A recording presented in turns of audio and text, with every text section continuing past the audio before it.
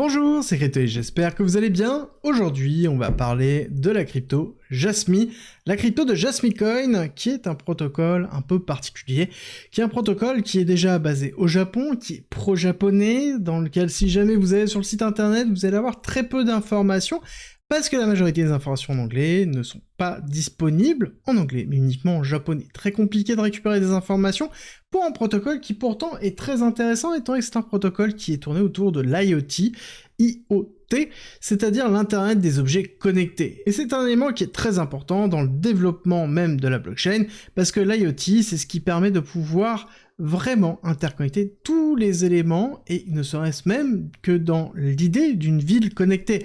Le fait de savoir si une ampoule est désactivée ou pas, est-ce qu'elle est éteinte ou pas, est-ce que j'ai un problème ou pas, tout ça, en fait, c'est de l'IoT. C'est ce qui permet de faire de la gestion grandeur nature. Alors oui, nous on a l'utilisation nous-mêmes. Peut-être vos volets électriques sont télécommandés, sont en domotique, comme on pourrait le dire. Ça peut être aussi les lampes que vous avez. Il y a des lampes qui sont commandables directement à travers Alexa, à travers n'importe quel protocole de gestion de ce style-là. Et ça aussi, c'est des objets connectés.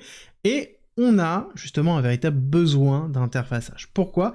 Parce que les objets connectés, il y en a des millions, voire des milliards, voire des millions de milliards à bientôt, et ça va faire beaucoup de monde. Et il faut pouvoir faire de la traçabilité, déterminer qui et où, pourquoi, et garder au sein de cette traçabilité un maximum d'informations. Et Jasmy, c'est leur travail, c'est globalement leur solution de IoT, et à savoir que Jasmy, par contre, est quand même très tourné autour du marché asiatique, et tourné autour du Japon. Ils font très peu de communication, c'est un protocole qui est vraiment très discret, et on trouve assez peu d'informations, mais j'ai trouvé notamment une dernière information de leur utilisation dans le domaine hospitalier, avec notamment Greenshard, qui permet de pouvoir s'interfacer directement aux hôpitaux et de partager un ensemble d'informations, que ce soit entre différents centres médicaux, ou les patients eux-mêmes, qui eux-mêmes ont accès à ces informations à travers la blockchain de Jasmy, pour assurer que ces informations ne transitent pas entre de mauvaises mains, et que même de base, on va récupérer l'ensemble des informations.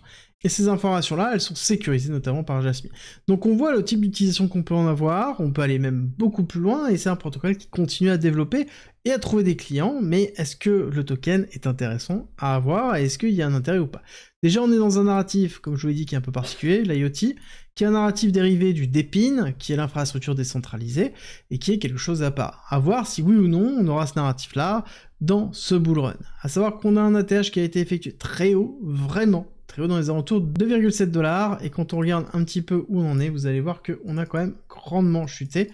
Actuellement, on a fait une énorme chute avec un repli qui s'est effectué ici, dans les alentours des 0,32 $, et ensuite on s'est renforcé dans une zone d'accumulation long terme. Cette zone d'accumulation long terme, ce qui est intéressant de voir, c'est qu'elle a duré. Elle a duré longtemps, de 2022 jusqu'à l'explosion de février 2024, dans lequel on a eu une explosion très forte, réaccumulation, deuxième explosion forte, et on est allé retester cette partie-là. Et justement, quand je vous l'avais présenté à cette époque-là, je vous disais que le retest de cette zone de liquidité était super important, et que c'était une bonne zone d'exposition pour aller chercher la fin de cette accumulation. Accumulation de week-off qui est très importante, et dans lequel on a gardé les liquidités dans cette zone-là. On est en train d'avoir une réaction haussière, alors je vais juste retirer les marques que j'ai effectuées, on a une réaction haussière qui est positive, pas encore suffisante, parce qu'il faut aller chercher ici le break-off structure temporaire, pour pouvoir ensuite faire hop, hop, hop, valider la rupture, consolider ici, et repartir là-haut. Ce serait vraiment le meilleur des scénarios, pour aller chercher ici un redépart aussi fort, et donc la prochaine target, une fois qu'on a cassé ce break-off structure-là, ça va être la prise de liquidité des 0,05, et ensuite on va aller chercher plus haut, et on va aller chercher beaucoup plus haut. Et là on dézoome parce qu'on va voir qu'on a beaucoup de liquidités, avec ici la zone des 0,32. Toutes les liquidités qui se trouvent ici, on va avoir forcément des arrêts, parce qu'on a des personnes qui sont bloquées, c'est un protocole qui date quand même de 2021-2022, donc il y a beaucoup de personnes qui sont encore bloquées sur Jasmy, et qui attendent de pouvoir sortir, et donc il va falloir avoir une hyper accélération pour casser toutes ces zones-là, et on pourra avoir des grosses targets. Et d'ailleurs, c'est un peu compliqué sur ces protocoles de déterminer des targets, il y a plusieurs façons de faire. La première serait potentiellement de déterminer par rapport à la market cap diluée, sur d'autres protocoles qui sont dans l'IoT, mais il n'y en a pas tant que ça, et c'est pas forcément ce qui est le plus optimal.